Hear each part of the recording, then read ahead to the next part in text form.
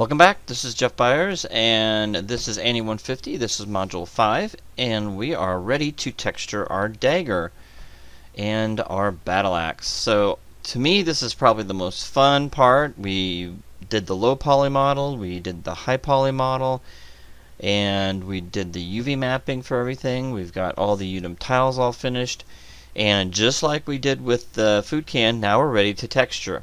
This is all you. You texture this any way you like, meaning that I prefer that you try to get it as close as the reference, but you do have artistic freedom as long as you can get this to look photorealistic when we bring it in to Maya and we apply the textures back on. I do not want this to look like a cartoon or 2D. I want it to look as real as possible. So you do have limitations on what you can use for materials.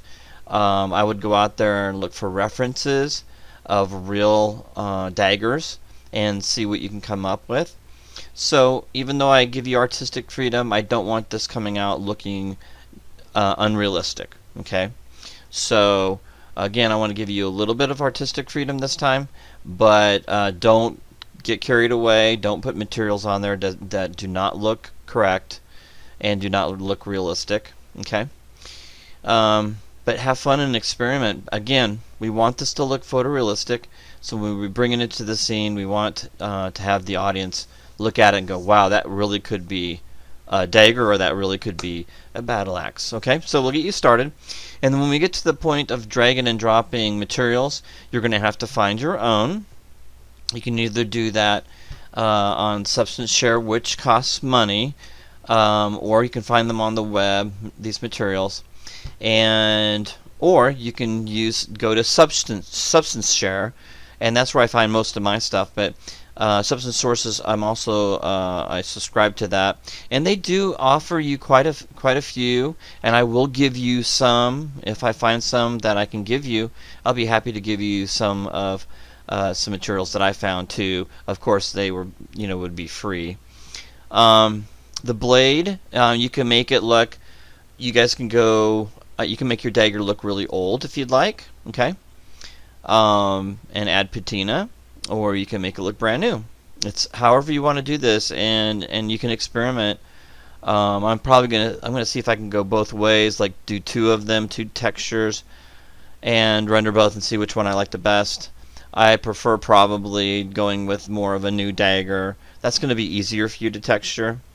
It's always a challenge to try to texture something that looks older.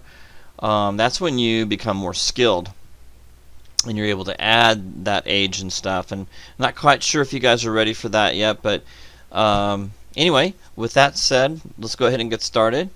Again, we're going to go in here, and you guys can always watch other videos. I'm not going to go through the process of texturing all the way because we've already done that with the food can, but we're going to bake the maps together, and then from there I'm going to let you guys go on your own, and then you'll come back and you get to see what I finished and when I got done, and then we'll export it out, and at that point then we'll bring it into Maya and get it all set up.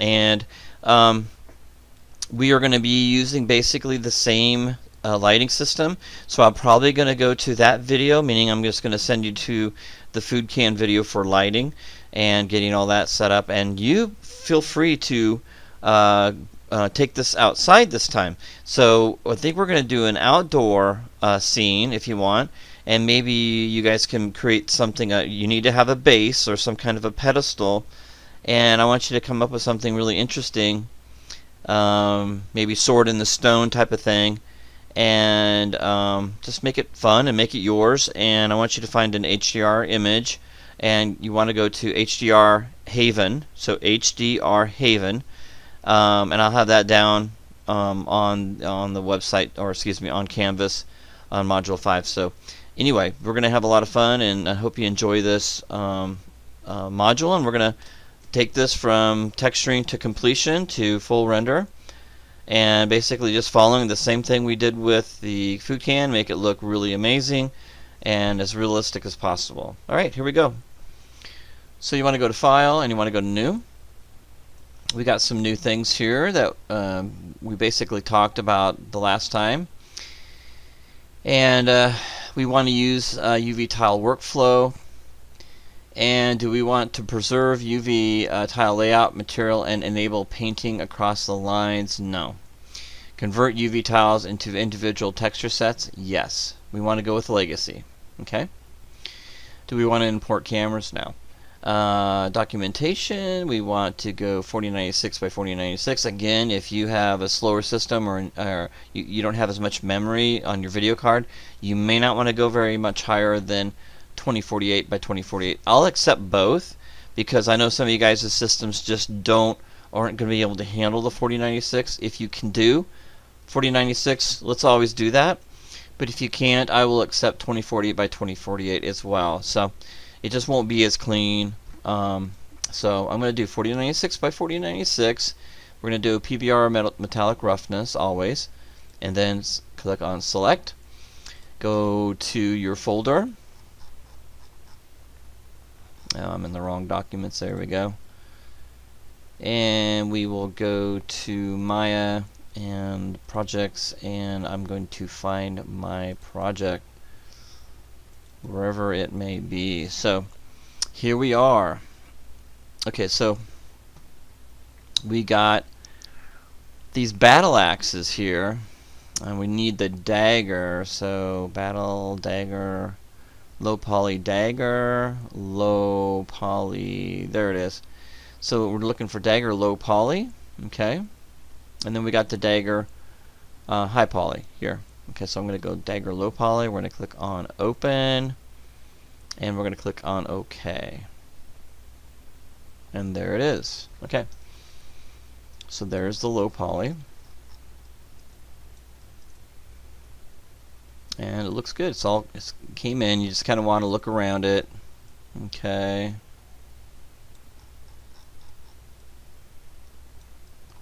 Oh, this isn't the one. I need the one that has a try on it, don't I?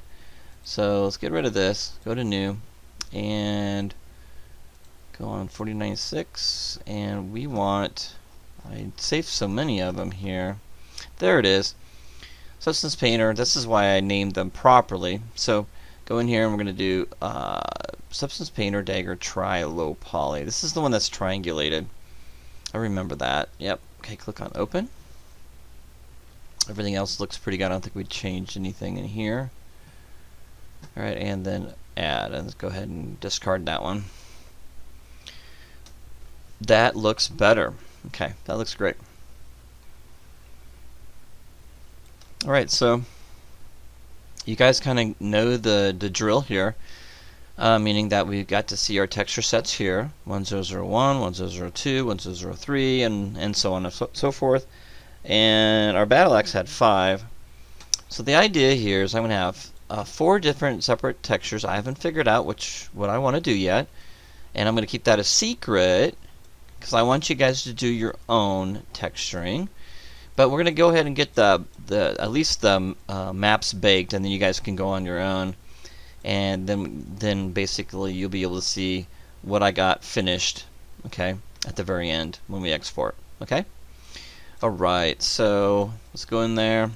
A couple things I do want to show you is that I found a new texture on Substance Share, and that's the free site, Substance Share, and then it's called Wrapped. So I'm going to do a wrap on here, which I think is going to really add a lot to the dagger. Now, basically what it had on there before was a black handle. Of course, I'm going to experiment with scale and all that stuff. But feel free to watch the other videos. But I am going to show you how to bring in a material again, just to kind of get you all set up. And again, I'm going to have a video you guys can watch, a substance video. It's about an hour long. And I've had that in other modules, but you may really want to watch that and just kind of watch it. And if you watch it over and over again, you start picking up new things about Substance Painter. This really isn't basically a class on texturing because we barely have enough time to show you how to model properly. So basically, I want you to kind of learn as much as you can watching outside of outside of class watching these videos on how to use Substance Painter, because that is the in thing now. I mean, that's industry standard now for games and film, and there's a reason why, because it's so easy to use. So let's go ahead and bake the maps here and make sure those bake properly. So what we're going to do is going to the texture settings, right? Texture set settings.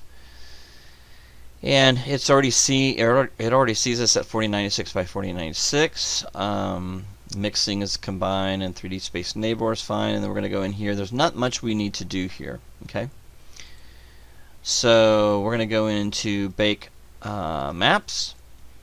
I don't need all these maps. Okay. I can get rid of the ID map. If the ambient occlusion gives us trouble, I'll show you how to get rid of that. But we're going to leave that on and leave the rest of them. Okay.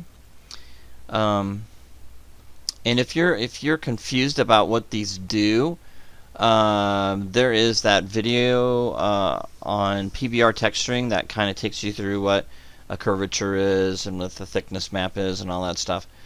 And there are some Substance Painter tutorials that I have in the module that you need to watch too as well, that will help. Output size, we want it to be as high as we can get it. Now here's the funny thing. They got 8K, but that is now just in test mode. So we really don't want to go much over the 4096. Okay. All right. So apply diffusion. No. High definition meshes. Yes. Okay. Here's something that you need to understand. All right. There's one or two things you can do. All right. The reason why we go through all this trouble is because if we want to use the smart materials, you have to have an ambient occlusion, a normal map, a curvature, position, and thickness for the smart materials to work. Okay, we'll talk more about smart materials later. If you want to learn a little bit more now, you certainly can by going online and just kind of learn as much as you want. I don't care if you guys go and that's what I want you to do. Go out there and explore. And since I don't really take you through too much texturing, I just get you started with it, and I want you guys to go crazy with it and have fun with it and enjoy it. I love texturing. Okay, so you can do a high poly mesh. That's what we did. And if that doesn't work, you can fake it by adding the same low poly mesh. Okay, so let's say you just can't get it to work, and that sometimes happens, and sometimes it's very difficult to problem solve why the high definition model doesn't work. There's several things that could be wrong with it. I always keep my fingers crossed when we do that. If we don't get it to work, it's not a failure. Okay, you did your high poly, you did all the work you needed to do for me. You can go back and just use low poly mesh as high poly mesh and click on that. And what that'll do, you won't get the beautiful little smooth edges, because if you look at this right now, it's very sharp. Okay, that's why we do what we do with high poly. Okay, is it softens that, makes it look, instead of infinitely sharp, it makes it look more like the high poly mesh, which is just amazing. So you'll get to see that in just a second.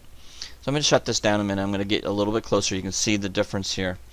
So right now it's just infinitely sharp. No matter how close I get to it, it's just as sharp as can be. And the same thing with this guy up here.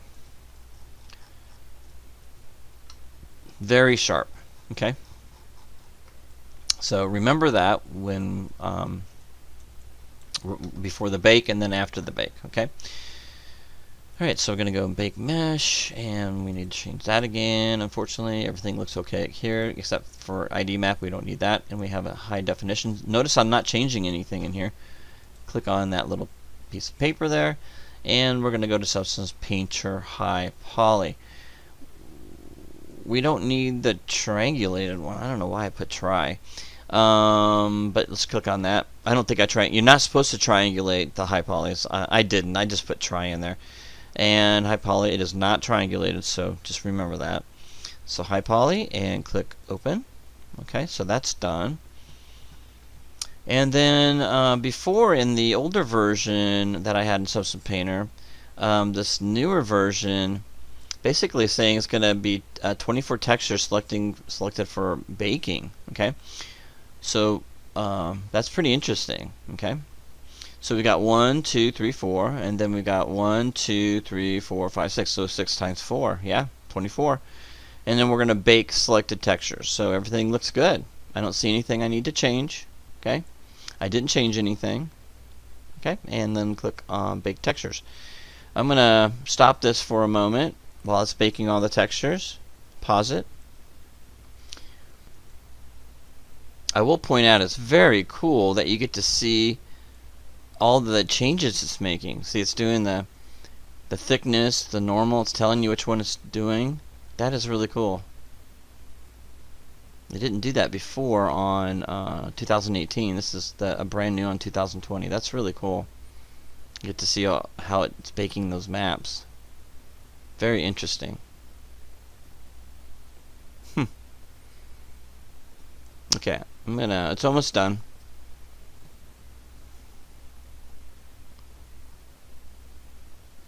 Wow, that looks fantastic. I couldn't ask for anything better. It's amazing what it can do. So go ahead and close that. That is just amazing. Look at that. And if you look at the top, look how that looks round. It doesn't look sharp anymore. That just absolutely blows my mind. Every time I do this, I just get stunned and shocked at how wonderful that. Look at that. It's just fantastic. Look at how the light is just glistening over the top of that. And that's still low poly. And this is why we bake, that's why we create a high poly model. That's exactly why we create a high poly model. So you really didn't see it much on the food camp, but boy, you can really see it on objects that are more complex, even though the Dagger's not that complex. It was probably one of the more easy models you've done, but the battle axe was definitely interesting and very, very challenging. Okay, very cool. I mean, it's not perfect, but it looks good. So I'm very happy with that. So what I want you guys to do now is go ahead and close that. And I'm going to start with just a handle, because I'm going to give you this grip for you guys, just as a kind of a little gift from me to you. And I'll just tell you straight up, I got it from Substance Share. I don't know if you'll find it or whatever, but I'll give it to you if I remember. And so how do you import it in so you can use it? So we're going to click on this, make sure we're on the shelf, and click on Import Resources, that little box with an arrow that goes in. Click on that, and we're going to add a resource. Okay. So I went shopping today, meaning that I went online and went to Substance Share, and I had some credits to use, so I got some stuff, and so I got Substance Materials New, and I got one. Let's see, I wrote it down. Yeah, leather wrap. So let's go down to the bottom, and there it is right here. So I'm going to click on that leather wrap. Okay, I'm going to click on open. There it is, unidentified. So what I do here is I click on that and I go into base material. I know it's a base material, so I'm going to click on that. And then where do you want to import it to? Click on the arrow here, and I want to go to shelf. I want this to be on forever. Now you could do current session, which is just this session, and that's fine. You could do that. A lot of people will do that if they know they'll never use that again, or they may not use it, for a while, and that will help because whenever you load a texture, you can see how many I have. I've got lots of them, maybe hundreds. And the thing is, that does go on your system RAM, and it uses a lot of system RAM. So a lot of people just do current session. I'm going to do shelf because I have quite a bit of resource left. So I'm going to click on import. And there it is, leather wrap. I thought this was really cool looking and thought that would work really well. So let's give it a shot here. So up in texture set list, I'm going to click on and find out where my handle is, and it's 103. Okay, very cool. Oh, wait a minute. What just happened here? Alright, that's not what I wanted. I can't do that. I can't change that. For some reason it got changed. It needs to be, you cannot change this name. Nope. Why did it do that? 3. Oh, that's not good. Let's go back. Something happened there. I don't know what happened. Yeah, there it is, 103. Yeah, we cannot change that name. For some reason it popped back into that. So if that happens, make sure you go back. I had a horrible experience one time when I was messing around and I thought, oh, I just changed these names. I'll just double click on it and change the name. It ruined everything. These actually have to be those numbers. Now when you go back into Maya, and it's searching for these numbers, and if you don't have those numbers, it won't find your textures, and you're like, what happened? My textures are gone. Do not rename these, okay? Please do not rename those. And the first thing you tell me, if you email me and you say, listen, my textures don't show up, I'm going to say, in Substance Painter, did you rename the texture set lists? Because if you do, you have to go back and you have to do it. You're going to have to do this over again. So I don't want that to happen to you, okay? Okay, now we're going to apply it. So we're going to go ahead and click on the one we want to apply to, because you know that's the handle. And we're going to drag and drop that up in here. And going to click on it, drag and drop it, and you see it, there's a plus sign. Okay, there it is. And so you guys know under properties and fill that you can go in here and look at the attributes. You can look at anything that it has to offer, and you can change the color, you can change all kinds of fun stuff.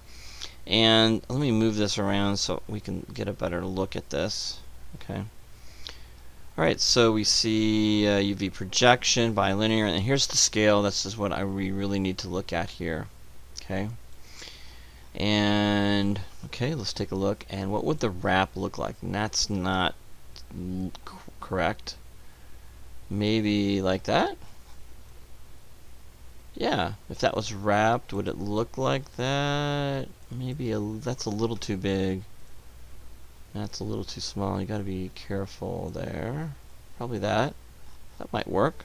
Yeah, I think that'll work. And what if I wanted it black? I think that would look really cool. Let's see, what do we have for hue? Let's take a look at that. Yeah, I got hue. That. Saturation. Pretty cool.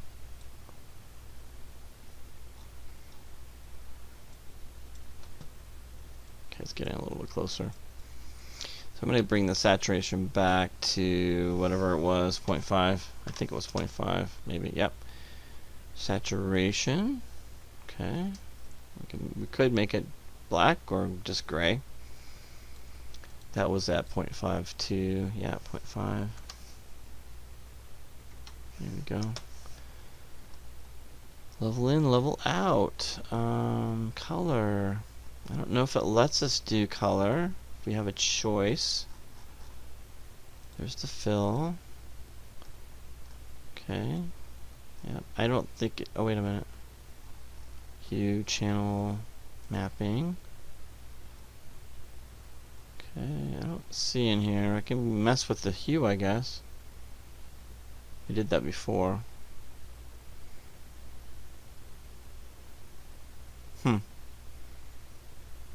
Some of these materials, and not all of them, but some of them have colors you can map and change, and this one just doesn't look like it does.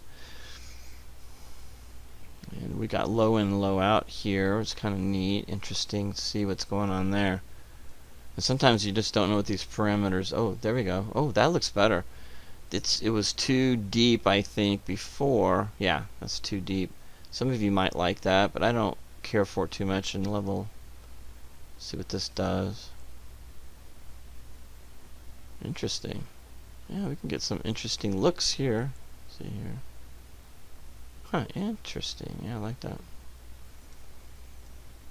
So play around with that a little bit. See where that takes you.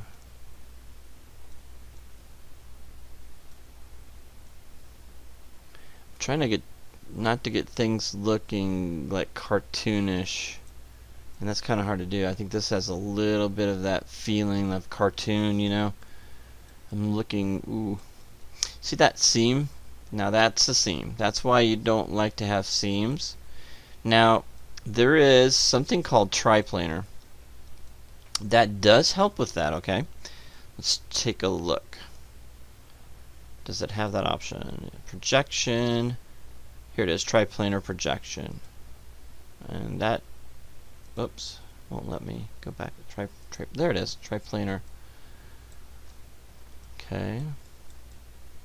Yeah, just not liking that either. So I'm going to go back to UV projection. Okay. Go in here and rotate around. Yeah, there's no getting around that, unfortunately.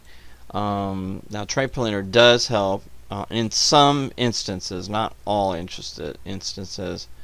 Planar projection.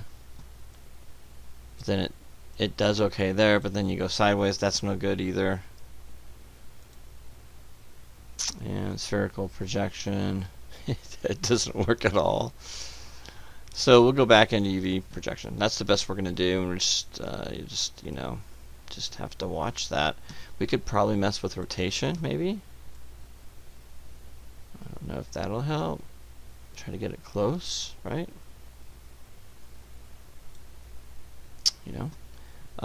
Scale. Depends on what you're looking for, right? Actually looks better than it did. A little bigger than I wanted, but from a distance it doesn't look terrible. Okay, but that's too big. It doesn't look quite right. So let me go back to what I had it on, something like that. There we go. Okay.